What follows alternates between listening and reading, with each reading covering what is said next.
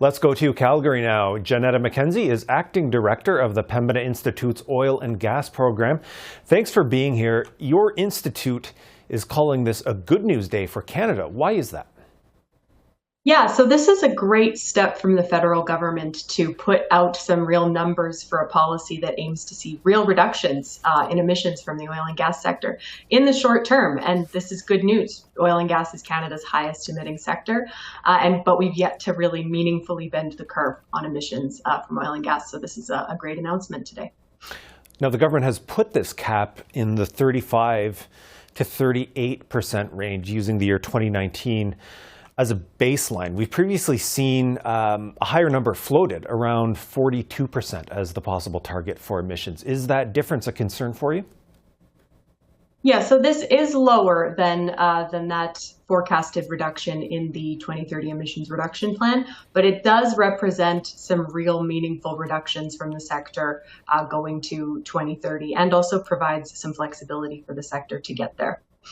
Okay, now you're in Alberta. The Premier, Danielle Smith, is saying that this amounts to a production cap. She's saying it will undercut investment in green technology. What do you make of those arguments? Yeah, this is not a production cap. This is an emissions cap, which is within the remit of the federal government. And where it's set, as it's proposed, it will prompt investment in decarbonization while providing that flexibility for the sector going to 2030.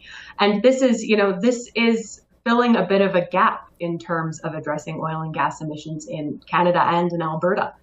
This is, the Alberta government hasn't made a ton of progress on their emissions reduction plan for oil and gas. It was announced earlier this year, and their plan even mentions targets that are reasonably aligned with the federal plan. But the difference is today and this week, the federal government has made really meaningful steps forward, whereas we haven't seen that progress on the provincial side.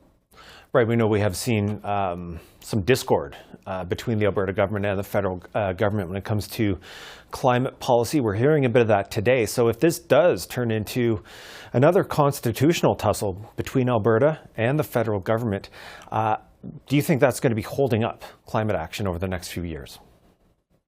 Yeah, and the timeline here is pretty critical. Obviously we're on a timeline not just for 2050 net zero targets, but also for 2030. So it's important that we get policies like this emissions cap implemented as soon as we can. Obviously, this is a regulatory framework. There's still a lot of policy development to go.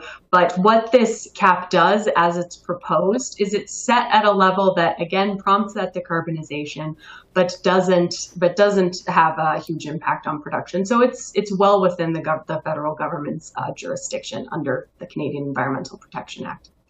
All right, Janetta McKenzie of the Pembina Institute, thanks so much for this tonight. Thanks for having me.